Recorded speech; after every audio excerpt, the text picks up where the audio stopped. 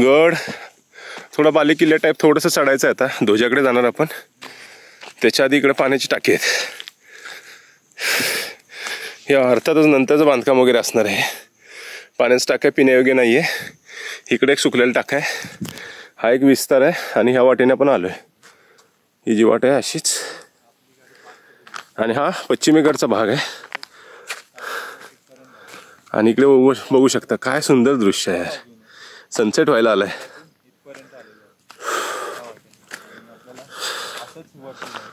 आणि हा पश्चिमेकडचा परिसर. तळीयेगाव वगैरे ते इकडे आहे, जे दुर्दैवी लँडस्लायडिंगमध्ये थोडंसं दबलं गेलेलं. शिवतरगड या साईडला आहे. हा वरंदा घाट.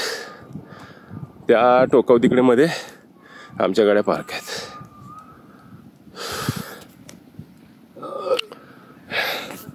ठीक आहे.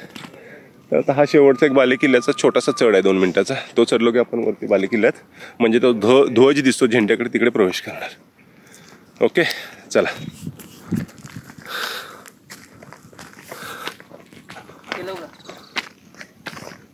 आणि पहिला जो होता चौथरा लागलाय. नक्कीच एखादी इमारत असणार आहे इकडे.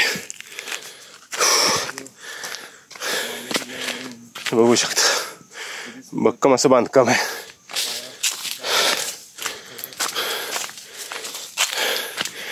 आणि हे आता आम्ही जॅनमध्ये आलोय. आज 27 जानेवारी आहे. त्याच्यामुळे थोडंसं पानगळ झाले, त्यामुळे थोडंसं तरी वाट दिसते. हे जर तुम्ही पावसाळ्यात आला, ह्या दोन्ही साईडचे जे कारवीचे झाडं आहेत त्याच्यामुळे अजिबात वाट जी आहे ती सुलभ राहत नाही. पूर्ण दाटीवाटीची सगळी पानं आणि अडचण बनून जाते. टपाटप चढल्यामुळे थोडंसं दम लागतोय. चला नरेश भाऊ पुढे चला.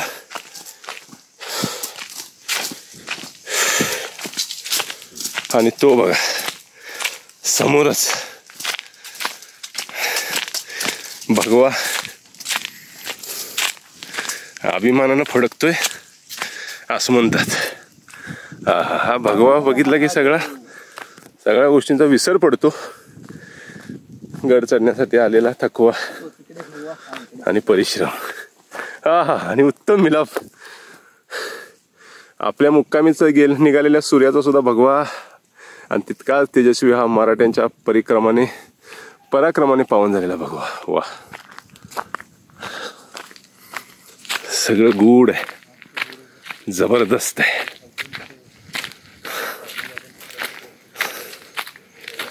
मनमोहक. वा, काय कॉम्बिनेशन आहे. हर हर हर हर छत्रपती शिवाजी महाराज की. वा, 2 आरोळ्यामध्ये एकदम अंगावरती काटे आले. Class class class class. आणि हा वरून दिसणारा परिसर.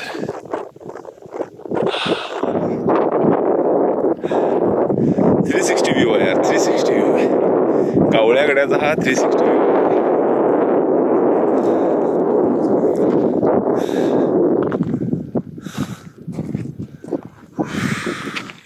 अफलातून.